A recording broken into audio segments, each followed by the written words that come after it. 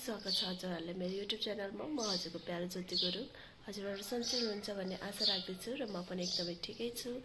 र आज ब्लग चाहिँ के हो भन्दाखेरि आज हाम्रो दाइको ढोकपेट माइताबाट हाम्रो दाइको ढोकपेट हो दाइ भाउजूको र हामीलाई पनि इन्भाइट छ र म जाने छु र अहिले एकछिनमा 8 बजेतिर बस आउँछ चोकतिर म त्यतिखेर जानुपर्छ र अहिले चाहिँ हामी मम्मीसँग मन्डी गरेर आउँछौँ। त्यतिखेरसम्म मन्डी गरेर आउँछु पहिला आमासँग। हाम्रो सासु आमा रेडी हुँदैछ त्यहाँ र छिटो गरेर आउनुपर्छ, ढिलो हुन्छ नत्र बस छुट्यो भने फेरि बर्बाद हुन्छ। हामी पहिला मन्डी गरेर आउँछ अनि त्यसपछि रेडी भएर तपाईहरुसँग फेरि भेट्छौँ ल। गाइस म मन्डी गरेर आइसकेँ र अब म रेडी हुन्छु। रेडी भइसकेँ हजुरसँग भेट्छु ल। ल एभ्रिवान म रेडी भइसक्यो। अब रेडी भइसक्यो। अब म चोकमा जान्छु, बस आउँदैछ रे। अनि मेरो फाइनल लुक ल, तर स्यान्डल लगाएन। यो चाहिँ मेरो फाइनल लुक। कस्तो देखेछु भनिदिनु ल।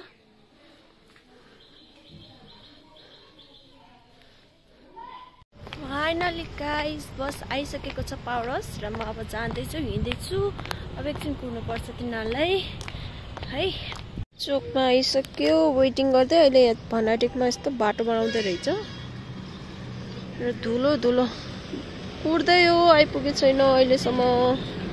अब हामी चाहिँ बस रोकेछ तेल हाल्नलाई। अनि तेल हालेपछि हामी हिँड्छौँ। हाम्रो भाउजू चाहिँ यहाँ हुनुहुन्छ। भाउजू यहाँ हेर्नु, हाम्रो भाउजू आजको हाम्रो भाउजू बेहुली रे के। आज हाम्रो भाउजू बेहुली। अब बसमा एकछिन कुरा काकाले टिका लाउँदै बसमा मम्मी हो होइन के खता माला त लगाइदिन्छ जेल। त्यो त त्यस्तै भइजान्छ कि त्यो माला त ठुलो हो है। टिका लायो, खाता लायो। हाम्रो भदा केटा आफ्नो मम्मी बाबाको बिहा हेर्ने भयो। हाम्रो कान्छा दाइ र फाइनली गाइस हामी आइपुग्यौँ। अब चाहिँ हामी जान्छौँ, बाटो यहाँ छ।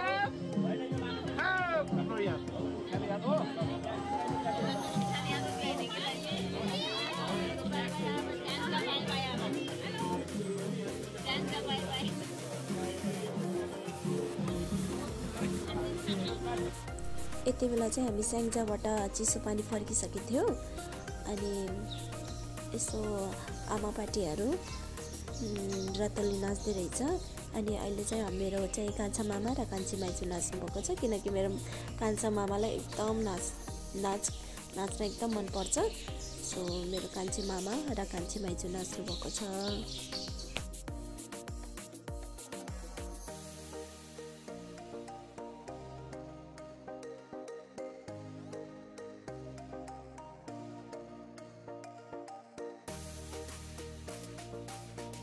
हाम्रो आजको बाख्रा दुईटा यहाँ पनि छ त्यहाँ दुईटा छ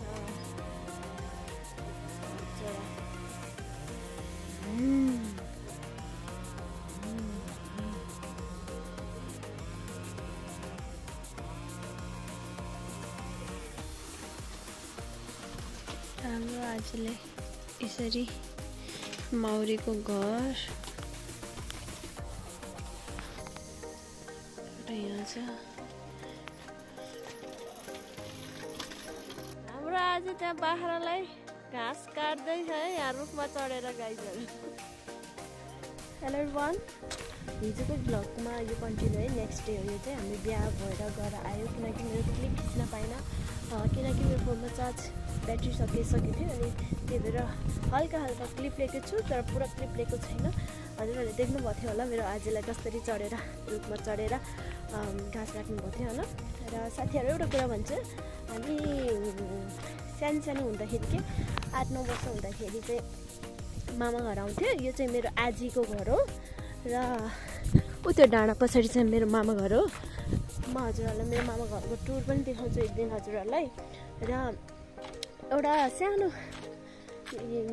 हजुरहरूलाई सेयर गर्छु है एउटा कुरा याद आयो क्या मलाई मेरो सोल्टिनी र मेरो कुरा याद आयो हामी एकचोटि मामा घर आएको थियौँ हामी इन्डियाबाट खास चाहिँ म इन्डिया हुर्केको इन्डियामै पढेको इन्डियामै हुर्कियो बिहा गरेर आएपछि म यहाँ 10 वर्ष भयो म बिहा गरेर आएपछि अनि यहाँ चाहिँ पन्देरो छ के त्यो पन्देरो थियो अहिले पनि छ तर अहिले चाहिँ यसलाई पानी ट्याङ्की बनाइदिएछ र हामी मामा घर थियो क्या उता माथि के मामा घर थियो अनि मामा घरबाट हामी यत्तिकै अब सानो बच्चाहरू त चकचकै गरिहाल्छ नि है त्यो पनि 8-9 वर्षको थियो अनि दिनभरि मामा माइजूहरूको काम गर्न जाने बाख्रालाई घाँस यताउता गर्न जाने हामी के गर्ने अनि जाम सोल्टिनी पानी भन्न जाम भन्ने खाली गौरी देख्यो हामी दुईजनाले अब त्यो त नेपालमा हुर्केको मान्छे अनि गौरी सौरी बोक्न आउँछ होला भनेर मैले सोचेँ होइन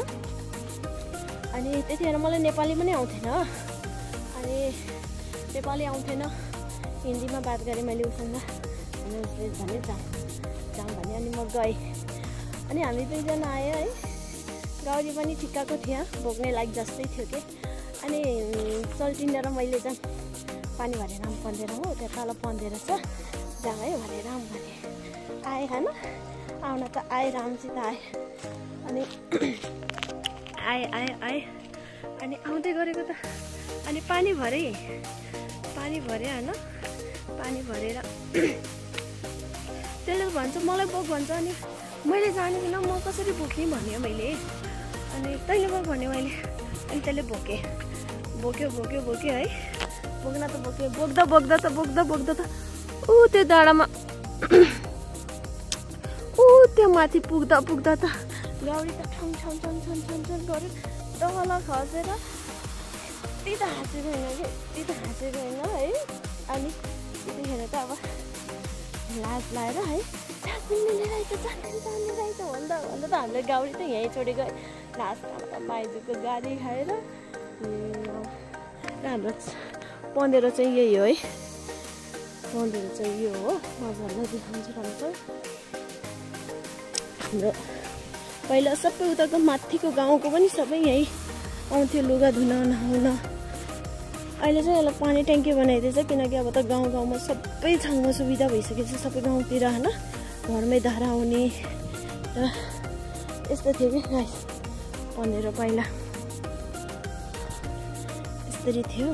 अहिले चाहिँ यहाँ यसरी धारा आउँथ्यो यहाँ, अनि हामी यहाँ नुहाउँथ्यो, अनि कति कुरा कहानी हुन्थ्यो क्या पहिला केटीहरूको छ्यामाहरूको, त्यस्तो छ्यामाहरू बहिनीहरू आउँथ्यो कि अनि कति कुराहरू गर्थ्यो र धेरै यादहरू छ होइन।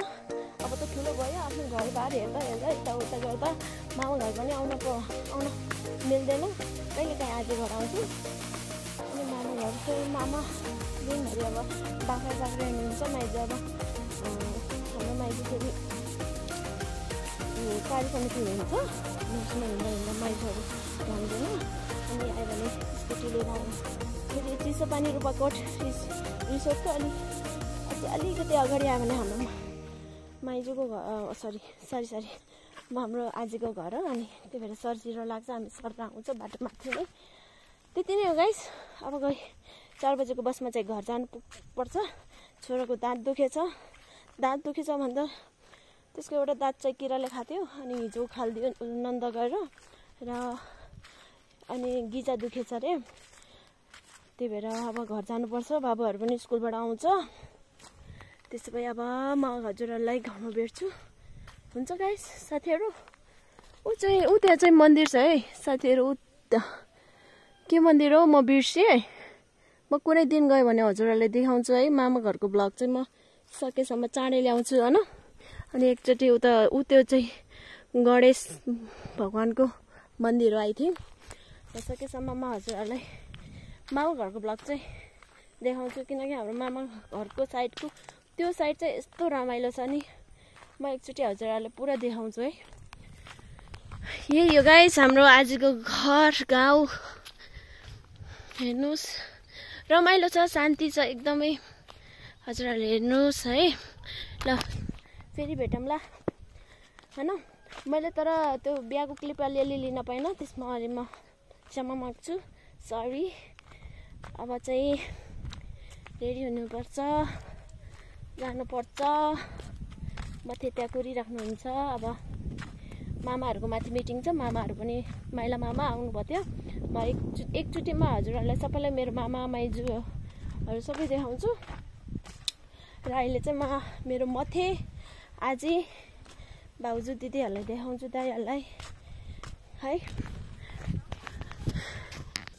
भाले हेर्नु न गाइस कति ठुलो है, कत्रो जाङ्गो हो भाले।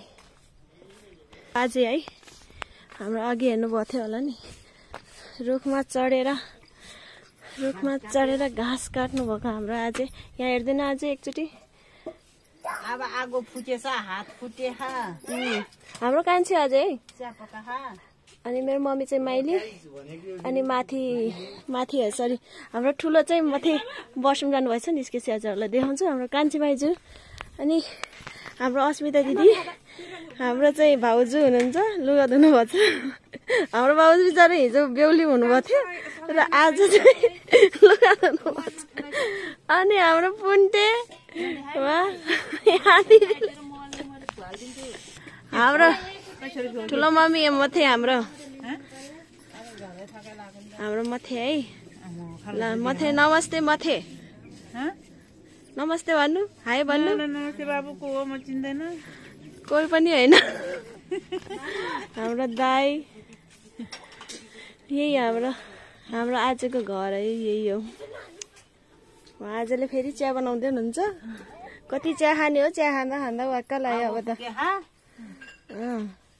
अनि ल साथीहरू फाइनली म घर पनि आइपुगेँ र आजको ब्लगमा चाहिँ यति नै। अब चाहिँ के भन्न छ भन्दाखेरि मलाई खासै राम्रोसँग बोल्न पनि आउँदैन, किनकि म इन्डिया जन्मेको मान्छे। 10 वर्ष भइसक्यो, तर कुनै वर्डहरू मेरो मिस्टेक हुनसक्छ होइन। त्यो चाहिँ माफी माग्छु र हजुरहरूसँग। र माया गरिदिनु होला मेरो च्यानललाई अनि मेरो च्यानललाई लाइक कमेन्ट एन्ड सब्स्क्राइब गरिदिनु होला। आजको भ्लगमा चाहिँ यति नै, फेरि भेटौँला अर्को भ्लगमा। हस् त बाई।